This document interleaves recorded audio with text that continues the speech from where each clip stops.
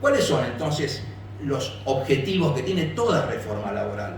Porque con esto ustedes van a aplicárselo, es un traje que le va a la medida a cada reforma laboral. Primero, patrones empoderados. Segundo, trabajadores sin estabilidad y mano de obra, como dije recién, sumisa y barata. Y, en este punto, fundamental para ello, la jornada flexible. La reforma laboral lo que busca es jornada laboral flexible, porque la jornada laboral le impone límites, y los derechos sobre la jornada laboral le imponen muchos límites a los empleadores, y ellos quieren flexible. La vida del trabajador sujeta a las necesidades que tenga la producción, o del servicio o de la industria. Hoy hay laburo 12 horas, mañana no hay laburo 4, pero no te pago horas extras, porque hay un banco de horas, etc. Obviamente, sindicatos débiles. Buscan sindicatos débiles, no hay ninguna duda. Más allá de nuestra opinión sobre el movimiento sindical, sobre la CGT, sobre la CTA, sobre lo que ustedes quieran, más allá de esa opinión, toda reforma laboral buscó siempre o intentó siempre tener enfrente sindicatos débiles, económicamente y en su capacidad de acción sindical. Por eso es una estrella permanente de toda reforma laboral la huelga, que la huelga sea inofensiva, que la huelga sea no dañosa, que es un oxímoron. La huelga tiene que ser dañosa, tiene que amenazar con daños de mínima o provocar daños, si no, no es huelga.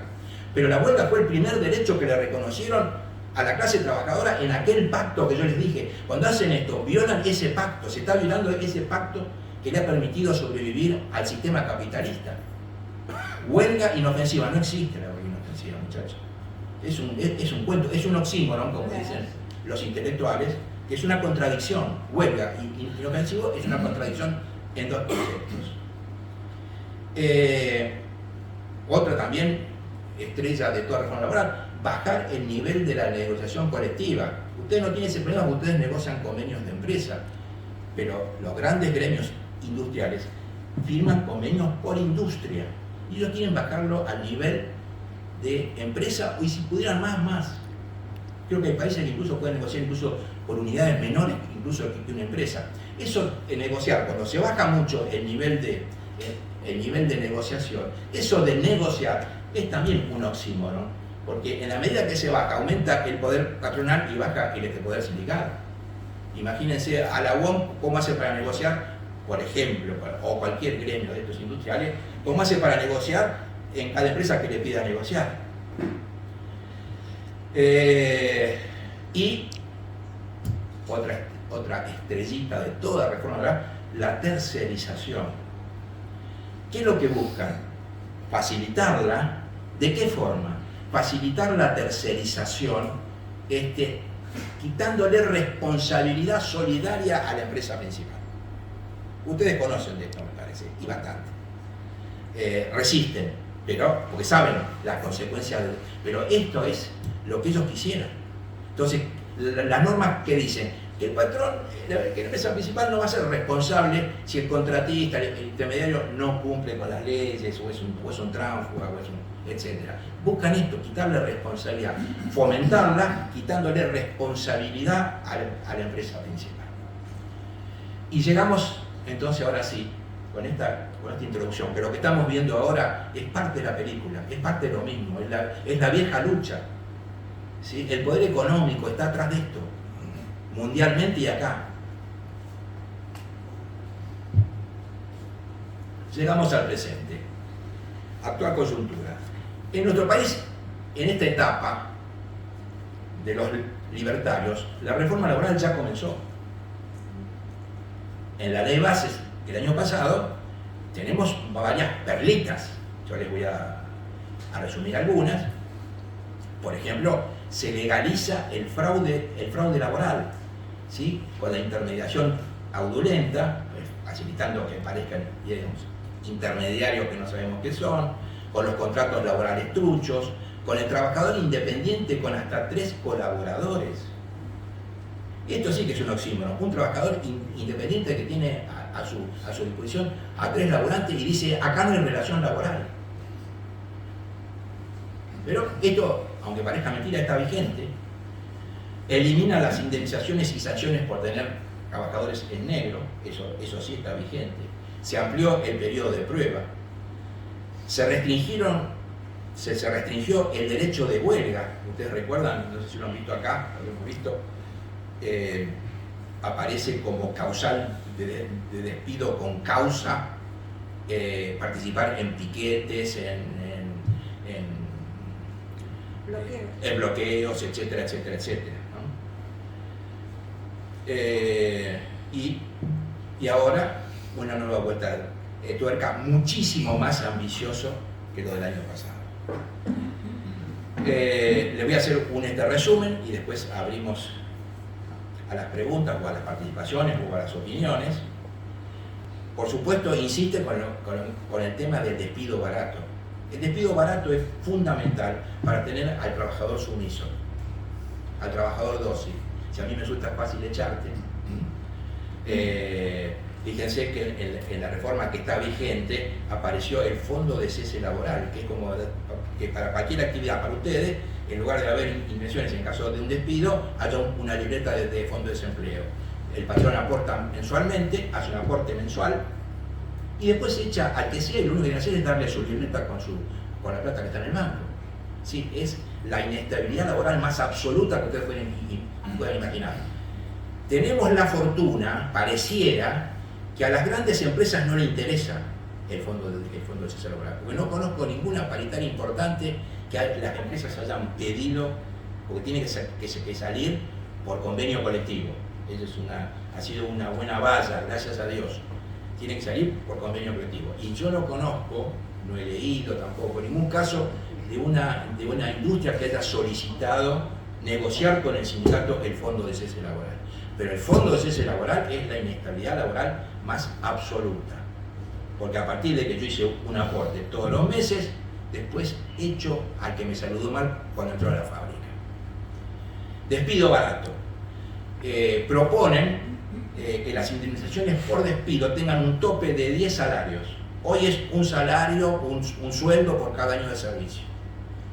Según esto que ha trascendido nada más, habría un tope de 10 salarios. Así que si vos tenés 30 años y te despiden, te pagan 10 sueldos. Como el que tiene 20, como el que tiene 10. Sería así. Acá va a haber seguramente alguna pregunta, y ya me anticipo a eso. ¿Qué pasa con los derechos adquiridos? ¿Qué pasa si esto sale? Dice, tope tanto.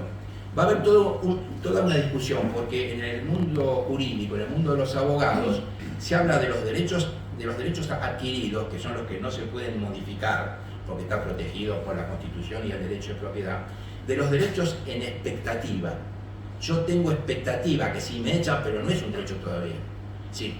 A alguien que lo despidieron hoy y mañana sale esta ley, hoy le tendrían que pagar como dice la ley que está vigente hoy. ¿Se entiende esto bien? ¿Sí? Entonces, pero ojo, por supuesto que habrá discusiones jurídicas, judiciales, ojo que en principio el derecho a una indemnización de un mes de sueldo por cada año de servicio, para el que no ha sido despedido cuando entre en vigencia la ley, solo es un derecho en expectativa. Es como con el sistema jubilatorio. Yo estoy a punto de jubilarme, me falta un año y lo modifican y me ponen 5 años más. Y yo no puedo decir, bueno, pues yo ya estaba por hacer, digamos, el trámite. No, usted tiene un derecho en expectativa. Ahora, si usted metió los papeles ya, es otra cosa. Bueno, y vuelvo a decir, esto vamos a tener que volverlo a discutir una vez que esto sea un proyecto ya oficial y se esté debatiendo. No solo para el despido barato va a haber un tope, sino que además la base la quieren achicar a lo mínimo, prácticamente a lo que es salario, y ninguna de las otras cosas que la jurisprudencia viene diciendo desde hace tiempo, incluso la Corte, que también es parte del salario. Entonces esto que dicen, bueno, a partir de ahora, en esa base para calcular 10 salarios, no se computan el aguinaldo, los bonos adicionales, premios semestrales, anuales ni tickets, el famoso ticket para estar en la empresa que lo estén dando. No se puede computar. Y a las pymes, que después vamos a ver a quienes consideran pymes, les permitirían la indemnización pagarla en hasta 12 cuotas. Esto a mí me causa gracia, casi si no fuera dramático, ¿no? La pyme puede pagar, es decir, despide y puede pagar hasta en 12 cuotas. Y hay mil situaciones que no te dan esa posibilidad. Si a vos te van a desalojar porque no pagaste, digamos, el alquiler, tendrían que darte también, en la misma condición, 12 cuotas para que le pagues al... Y como eso se me ocurren 1000 ejemplos, ¿no? No, esto es solo para el laburante. Crean lo que ellos vienen llamando el salario dinámico. Que el salario dinámico es como un adicional que negocia el propio trabajador con la empresa. En alguna época conocimos, en la época de Cavallo, el salario por productividad. Los sindicatos tenían que negociar aumentos salariales, pero solo por supuestos aumentos de la productividad. Por supuesto que se terminaban haciendo dibujos y productividad nada, pero estaba como impuesto esto. Ahora se habla de un salario dinámico, o sea, se negocia directamente, se puentea al sindicato, lo cual permitiría, si el patrón puede negociar esto uno por uno, la discriminación y la desigualdad, digamos, al carnero un premio, dirá porque trabaja mejor, porque es un salario dinámico, y al otro no, etcétera, etcétera, etcétera. Así, beneficio al que quiere y perjudico. Al que no quiere hacer hora extra, no le doy, y al que las hace, etcétera. Esto sería realmente un golpe muy duro. Apuntan, como les decía antes, apuntan a la jornada flexible, súper flexible. Buscando, por otro lado, jornada flexible, que es lo que le da poder al patrón. Tu tiempo va a depender de la necesidad de la producción, no de tu vida personal ni nada. Vas a trabajar según como hay mucho trabajo, a la fábrica. Hay poco trabajo, bueno, hoy andate, pero no te pago más. Lo que trabajaste de más, te lo compenso con esto. Por eso hablan de una jornada de hasta 12 horas como posibilidad, con un tope semanal de 60 horas. Acá va a haber un tema legal, porque me parece, sin haberlo estudiado en profundidad, que esto está afectando el convenio número 1 de la OIT. El primer convenio de la OIT es el convenio de jornada laboral, porque fue lo primero que se discutió en esas luchas que yo les dije y en ese reconocimiento de derechos. Lo primero fue la jornada, que haya una jornada limitada. Veremos. Crean lo que ellos llaman el banco de horas para esto, es decir, o trabajaste más, ese más no es que yo te lo pago, sino que te compenso mañana que no tengo producción para que trabajes menos. Se podría, recuerden que estamos hablando de lo que ha trascendido, no es ley todavía, fraccionar las vacaciones más allá de lo que la ley de contrato dice. Y también ese fraccionamiento lo negociaría directamente, y esto de negociar lo pongo entre comillas, porque la inmensa mayoría de la clase del trabajador no negocia nada, porque no tiene poder para negociar. Para negociar hay que tener poder. Y el trabajador en general no tiene poder de negociación por la desigualdad en la correlación de fuerzas. Es decir, este fraccionamiento de vacaciones lo negocia directamente el trabajador, supuestamente, con el empleador. Se permitiría que las vacaciones sean en periodos distintos a los que indica la ley de contrato de trabajo, así que pueden otorgarse durante todo el año, supuestamente. Se pretende bajar el nivel de negociación a nivel empresa. Ya les dije, está absolutamente comprobado y no discuto nada, que en la medida que baja el nivel de negociación, disminuye el poder sindical. Se intenta o se amenaza con eliminar las famosas cuotas solidarias de los no afiliados a los sindicatos. Más allá de la opinión personal que tengamos, yo tengo una opinión muy negativa de eso, porque los muchachos de los sindicatos, de otros sindicatos, han hecho uso y abuso de esto. Pero esto ha existido siempre. Recién lo hablábamos arriba con unos compañeros.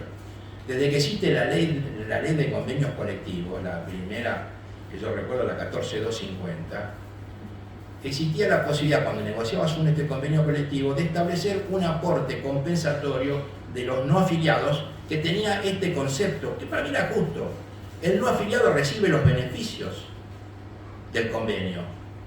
Y a lo mejor ese convenio o ese aumento exigió lucha, exigió una huelga, exigió un montón de cosas que hicieron los afiliados, pero que el beneficio va para todos. Entonces, en esa época, me acuerdo, se pactaban 1, 2 o 3 jornales diarios como aportes del no afiliado, y punto. Esto se modificó, se extendió y hoy ya es casi una cuota sindical, muy castigada a veces en la justicia, etcétera, etcétera. Bueno, acá se lo quieren, digamos, sacar. Éticamente uno podría estar de acuerdo, yo podría decir, podría estar de acuerdo. Lo único que digo acá es que la intención no es favorecer al no afiliado, la intención es joder a los sindicatos, punto. Si es justo o no es justo, y puede ser justo, pero que la intención de los autores de esto no es beneficiar al no afiliado para que no aporte un mango, sino es joder a los sindicatos. Y les digo al sindicato que les hacen un agujero, para bien o para mal les hacen. Así que acá lo conseguirían. Y también lo mismo, eliminar los aportes empresarios, que en muchas actividades hay en las empresas, aporte para capacitación, etcétera, etcétera. Las empresas hacen un aporte y a veces son importantes. Por supuesto, en esta reforma se vuelve a la huelga inofensiva, como con los servicios mínimos. Y además extendiendo los servicios, la consideración de servicios mínimos y de actividades esenciales a casi todas las actividades. No zafa ninguna, prácticamente. Nada más que algunas van a tener que hacer, supuestamente, el 50%, para tener que garantizar el 50% del servicio mínimo. ¿Qué clase de huelga es eso? Pero los otros tienen que respetar hasta el 70%. Ya vimos esto en el menemismo y en otras etapas. Así que la huelga está sí amenazada. Individualmente, porque a los trabajadores los amenazan con el despido con causa si participan de piquetes o de bloqueos. Otro día, si podemos, vamos a profundizar en esto, porque tampoco es para que uno diga, bueno, entonces estamos en el horno. No estamos en el horno, pero es lo que pretenden. De nosotros depende que lo consigan. Y voy finalizando. ¿Cómo voy? Bien, estamos Estoy ahí, justito. Bueno, voy finalizando yo, después acá Virginia les va a dar la palabra. ¿Es necesaria una reforma laboral? Sí. Tenemos leyes que tienen 100 años. La ley de jornada laboral 11.544 con 1 millón de reformas tiene 100 años. La ley de contrato de trabajo tiene 50. La 14.250 tiene 70, etcétera, etcétera. Es decir, me parece que aunque quieren hacernos quedar como que nosotros estamos aferrados, enamorados de la ley de contrato de trabajo, no es así. Es cierto, el mundo cambió, son cosas absolutamente, digamos, innegables. Pero la reforma que hay que hacer no tiene nada que ver con esta. Hay un trabajo que yo le envié a algunos compañeros y que ofrezco, bueno, vos lo tenés acá, Virginia, se puede partir, que un trabajo que yo publiqué que se llama Del derecho del trabajo que tenemos al derecho del trabajo que queremos. Y ahí propongo lo que a mí me parece son los cambios. Hay que cambiar el eje fundamental, así que lo que yo propongo, lo que proponemos nosotros, no tiene nada que ver con esto, porque lo que proponemos es poner como eje central del derecho del trabajo la protección de la dignidad de la persona que trabaja. Y a partir de ahí vamos viendo. Pero esto no es negociable, este punto. Y todo esto, y ahora sí voy a cortar, todo esto tiene que ver con la cuestión, porque estoy hablando yo como abogado, porque tiene que ver con la cuestión de la legalidad, ¿no? Muchos ponen, ¿es legal esto? ¿Lo puedo hacer? ¿No lo puedo hacer? Yo les quiero decir esto como cierre. Lo vengo diciendo hace mucho y quizás ya me han escuchado varios compañeros acá. No hay conflictos legales y conflictos ilegales. No hay huelgas legales y huelgas ilegales. ¿Saben lo que hay? Huelgas que se ganan y huelgas que se pierden. Por eso a los compañeros yo siempre les digo a los sindicatos, no se preocupen por la legalidad, dejen a nosotros y a los dirigentes. Ustedes preocupense cómo se hace para ganar. Porque si ustedes ganan, se cagan en la legalidad. Pero si ustedes pierden, habiendo hecho todo legal, los agarra la máquina de picar carne. Porque esto funciona así. Porque en el mundo sindical argentino, lo que vale no es la legalidad, sino la correlación de fuerzas. Por lo tanto, la discusión real no es, ¿cómo conseguimos que el diputado tal no vote esto? Que habrá que hacerlo. Sino cómo hacemos para tener fuerza suficiente para enfrentar estas cosas. Bueno, ahí terminamos. Excelente.